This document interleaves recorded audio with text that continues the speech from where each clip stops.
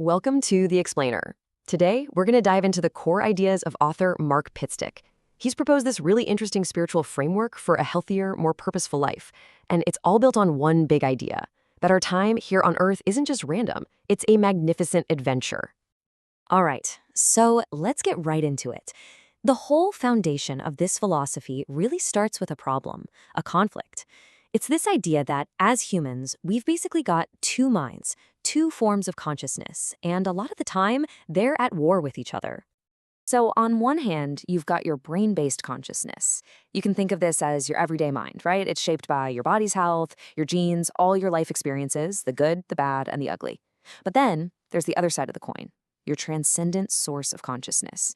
This is what the author would call your soul or your true pure awareness. It's the part of you that, according to this philosophy, was here before you were born and will be here long after you're gone.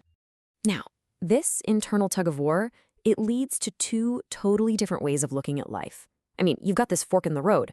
Is life just this unfair, meaningless, sometimes cruel accident that fizzles out into nothing? Or is it a totally safe, meaningful, and magnificent adventure that's part of something eternal? The central idea we're digging into here is that consciously choosing that second view, well, it changes absolutely everything about your life. So you might be thinking, okay, but how do you make that jump? How do you go from one worldview to the other? Well, according to the author, it all hinges on a central set of beliefs he calls the great news. And here's where things get really interesting. This is a huge point in the whole philosophy. The author makes a pretty bold claim, pointing to studies from the University of Arizona back in 2019 and 2020. And the claim is that this research has scientifically demonstrated that our consciousness, our awareness, actually continues after our physical bodies die. This one idea is the absolute bedrock for everything else we're about to talk about. So this great news belief system is broken down into a few key points. Let's touch on some of the big ones. First, there's the idea that you keep on living after your body dies. Then there's the belief that you're an eternal piece of a much bigger source energy. It also says that you, yes, you, have a special purpose for being here on Earth. And finally, a really powerful one, that you can find meaning and growth in even the toughest challenges you face. It's a total perspective shift.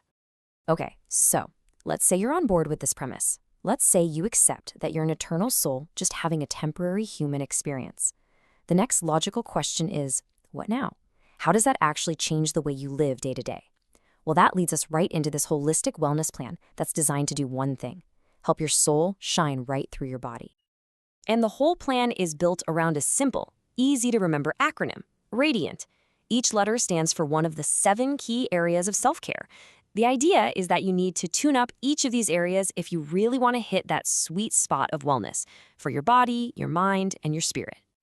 So let's quickly break that down, right? The RADIANT keys are meant to be a super practical guide. It starts with R for renewal, which is all about getting proper sleep. Then you have A for activity, exercise, moving your body. D is for diet, focusing on real food. I is for inner cleanse, detoxing. Then we've got A for awareness, like mindfulness.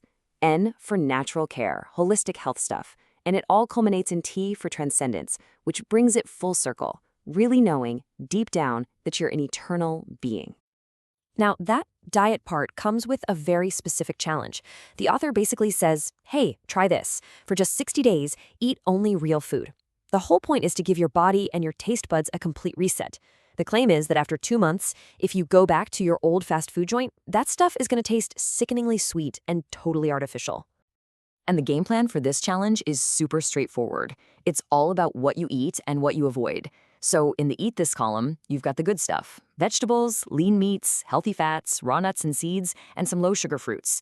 And in the Avoid That column, it's sugar, wheat, corn, soy, processed foods, and all those artificial sweeteners. Pretty clear cut. Okay, so this isn't just about physical health, not by a long shot. A huge piece of this whole philosophy is about finding and then actually living your unique purpose. The reason you're here. And a lot of this thinking draws inspiration from the famous mythologist Joseph Campbell and his advice to follow your bliss. The core idea here is that the things you're passionate about, the things that bring you joy, they're not random. They're like little breadcrumbs, clues left by your soul to point you towards your true mission in life. So, to help you actually figure out what your bliss is, the material has you ask yourself some really powerful questions. First off, what are you just naturally good at? What are your talents? And then, the big one, if money was no object, what would you spend your time doing? And it goes even deeper. It asks you to think about what you would do if you only had 1 year left to live. Talk about getting clear on your priorities, right? And maybe most importantly, what is it that moves you? I mean, really moves you. What gives you goosebumps, cold chills, or even brings tears to your eyes? According to this philosophy, those powerful physical and emotional reactions, they're direct signals from your soul. All right, so let's tie all these threads together. You've got the two minds, the great news, the radiant plan, and finding your purpose. So what's the ultimate takeaway here? Where does this all lead? Well, here's the crucial point.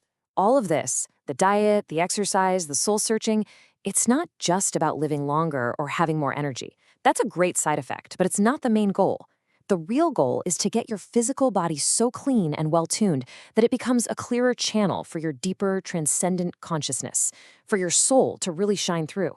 It's about, as the poet William Blake said, cleansing the doors of perception. And that brings us to the final, thought-provoking question that this whole philosophy is really built around. So I'll leave you with this. If you knew with absolute 100% certainty that this life was a totally safe and magnificent adventure, what would you do differently when you wake up tomorrow?